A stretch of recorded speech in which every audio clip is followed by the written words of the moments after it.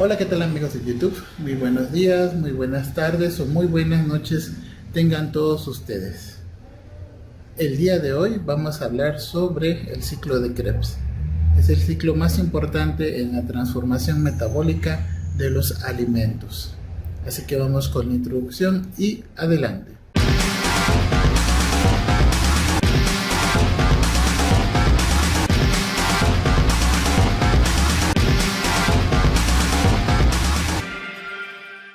Muy bien, vamos a hablar del ciclo de Krebs. El ciclo de Krebs, también llamado ciclo del ácido cítrico o el ciclo de los ácidos tricarboxílicos, es una serie de reacciones químicas de gran importancia que forma parte de la respiración celular en todas las células aeróbicas, es decir, en aquellas que utilizan el oxígeno como aceptor final de electrones. En organismos aeróbicos, el ciclo de Krebs es parte de la vía catabólica que realiza la oxidación de los hidratos de carbono, ácidos grasos y aminoácidos hasta producir dióxido de carbono y agua, liberando energía utilizable que se conoce como poder reductor a través de los NADH y el ATP. El ciclo de Krebs también proporciona precursores para muchas biomoléculas, tales como ciertos aminoácidos. Por ello se considera como una vía anfibólica, es decir, catabólica y anabólica al mismo tiempo. Vamos a ver un poco de historia del ciclo de Krebs. El ciclo de Krebs recibe su nombre en honor a su descubridor Sir Hans Krebs, quien propuso los elementos claves de esta vía en 1937. La historia comienza a principios de la década de los 30 con el descubrimiento de que al agregar succinato, fumarato y malato a músculos machacados incrementa la velocidad de consumo del oxígeno. El oxalacetato se incorporó a la lista de ácidos dicarboxílicos cuando se descubrió que se podía formar en condiciones aeróbicas a partir del piruvato. En 1935, Szent-Györgyi propuso que ciertos pares de ácidos dicarboxílicos eran interconvertidos por la acción de deshidrogenasas y que este proceso estaba relacionado con la respiración. Karl Martius y Frank Nock mostraron que el ácido cítrico es convertido en alfa-cetoglutarato por medio del isocitrato. Se supo también que el alfa-cetoglutarato puede ser oxidado a succinato. La formación del citrato era la pieza faltante para armar completamente el rompecabezas metabólico. El descubrimiento que resolvió este rompecabezas y unificó el metabolismo fue hecho en 1937 por Sir Hans Krebs y W. A. Johnson. Ellos mostraron que el citrato es derivado del piruvato y del oxalacetato, completando lo que se conoce como el ciclo del ácido cítrico. Muy bien. ¿Qué características tiene el ciclo de los ácidos tricarboxílicos? Su localización se va a encontrar en la mitocondria. Todas las células que contienen mitocondrias, excepto en la retina y en los eritrocitos. ¿Cuál es su función? Catabólica, oxidación de carbohidratos, ácidos grasos y proteínas para generar energía. También tiene una función anabólica, donde se van a generar algunos intermediarios que son precursores biosintéticos. Es una serie cíclica de 8 reacciones que oxidan el acetilcoenzima A CO2 para formar ATP, NADH y FADH. Es completamente aeróbico. Cuando no hay oxígeno se va a inhibir el ciclo. Las reacciones. Está formado por 8 reacciones que tienen lugar en 2 fases. En la primera de ellas, el grupo acetilo de 2 carbonos del acetilcoenzima A entran al ciclo al reaccionar con un compuesto de 4 carbonos oxalacetato, que son las primeras 4 reacciones. El oxalacetato se regenera de forma que puede reaccionar con otra acetilcoenzima A, que son las reacciones del 5 al 8. Muy bien, vamos a ver las 8 reacciones del ciclo de Krebs. La primera de ellas consiste en la introducción de 2 carbonos como acetilcoenzima A. El ciclo del ácido cítrico comienza con la condensación del acetilcoenzima A con el oxalacetato para formar citrato, catalizado por la enzima citrato sintasa. ¿De acuerdo? Y aquí tenemos la reacción: el acetilcoenzima A más el oxalacetato a través de la citrato sintasa nos va a generar el citrato. Vamos a ver algunas características de las enzimas. Citrato sintasa. Esta enzima también cataliza la formación del monofluorocitrato a partir del monofluoruro de acetilcoenzima A. Esta reacción es letal, pues el fluoroacetato no es tóxico, pero el fluorocitrato es inhibidor de la aconitasa, siguiente enzima que participa en el ciclo. La citrato sintasa es inhibida por la succinilcoenzima A, el ATP, el NADPH, los ésteres de coenzima A y ácidos grasos de cadena larga, arriba de 18 átomos de carbono. No se sabe si este último tiene algún significado biológico. La reacción de la citrato sintasa se divide en 3 pasos. Las 2 primeras son concertadas: formación del anión tionolato, formación del succitrilcoenzima A, una molécula quiral, y formación del citrato y liberación de la coenzima A. La segunda reacción es la isomerización del citrato para formar un alcohol secundario que puede oxidarse muy fácilmente. El citrato se convierte de forma reversible en isocitrato por la aconitasa. La aconitasa es una enzima que cataliza la interconversión entre estos dos isómeros, el citrato e isocitrato. La enzima contiene fierro con una valencia 2 y se necesita un tiol como cisteína o el glutatión, que es un tripéptido que contiene ácido glutámico, cisteína y glicina para poder efectuar la reacción. Cataliza la adición reversible de agua al doble enlace del ácido cis-aconítico.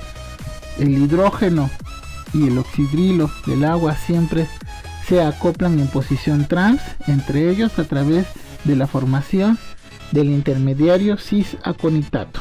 Aquí tenemos el citrato, aquí tenemos la participación del agua, aquí hay una deshidrogenación, aquí tenemos el intermediario cis-aconitato, acá tenemos otra vez que entran moléculas de agua, y aquí tenemos la posición trans del oxidrilo y del hidrógeno para formar isocitrato.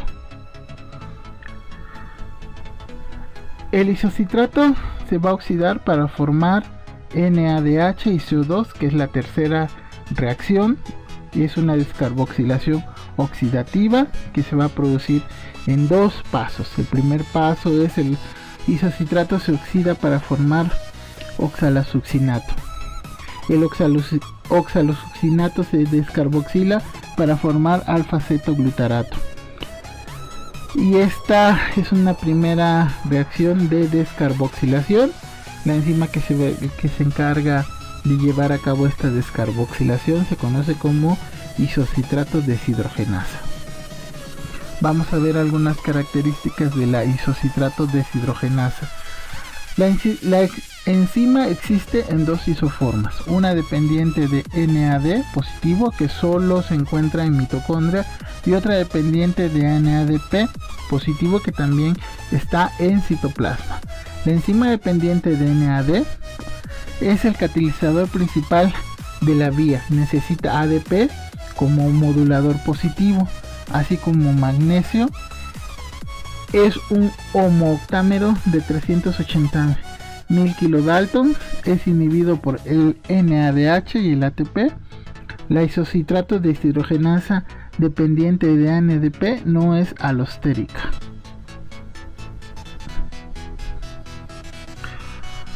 La cuarta reacción es que el alfa-cetoglutarato se oxide para formar una segunda molécula de NADH. La conversión del alfa-cetoglutarato en succinilcoenzima A está catalizado por la actividad enzimática del complejo alfa-cetoglutarato deshidrogenasa. Y aquí tenemos la segunda descarboxilación oxidativa. De acuerdo, entonces aquí necesitamos coenzima A, NAD para sacar NADH y succinilcoenzima A, y aquí está la otra descarboxilación. Vamos a ver la alfa-cetoglutarato deshidrogenasa. Esta enzima en animales cataliza una oxidación irreversible del alfa-cetoglutarato, que está catalizado por este complejo de enzima, la alfa-cetoglutarato deshidrogenasa, que nos va a generar una descarboxilación oxidativa de un cetoácido, liberando el segundo dióxido de carbono, el NADH, del ciclo de Krebs. El proceso en general recuerda la reacción catalizada por el complejo multienzimático de la piruvato deshidrogenasa. Quiere decir que la alfa-cetoglutarato deshidrogenasa tiene una forma de catalizar la reacción muy parecida a la piruvato deshidrogenasa.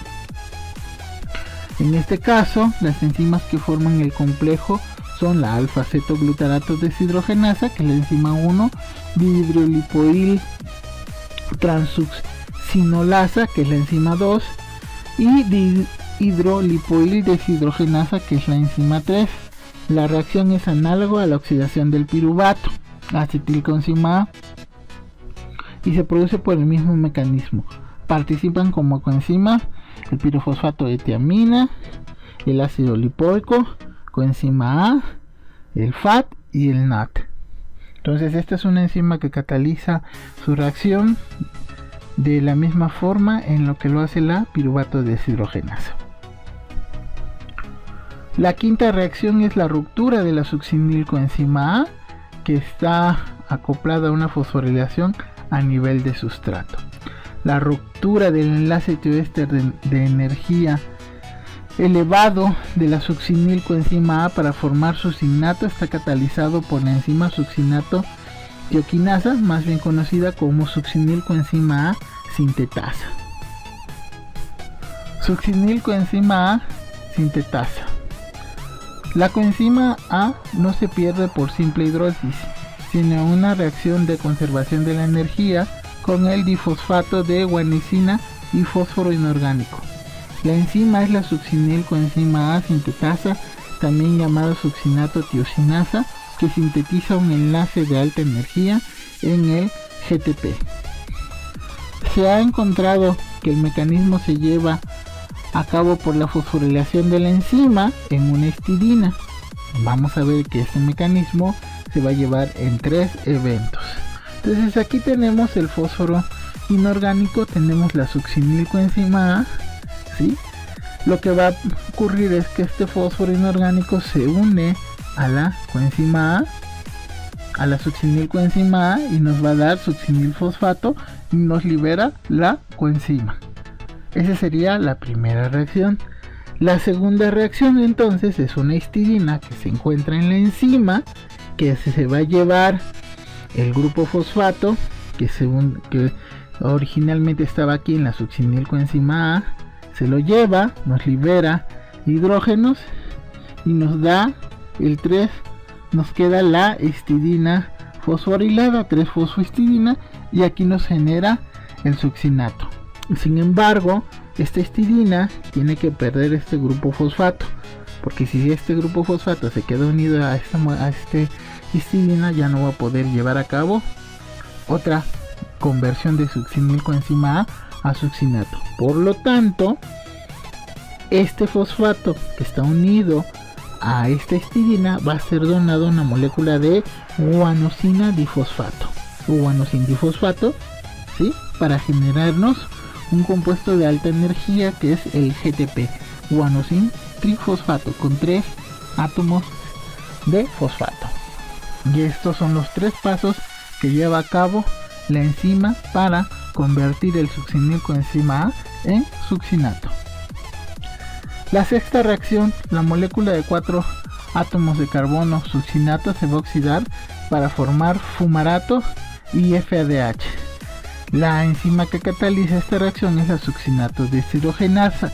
Esta enzima se encuentra unido a la membrana mitocondrial interna y va a catalizar la oxidación del enlace en sencillo succinato para formar fumarato. Entonces esta es una reacción de deshidrogenación.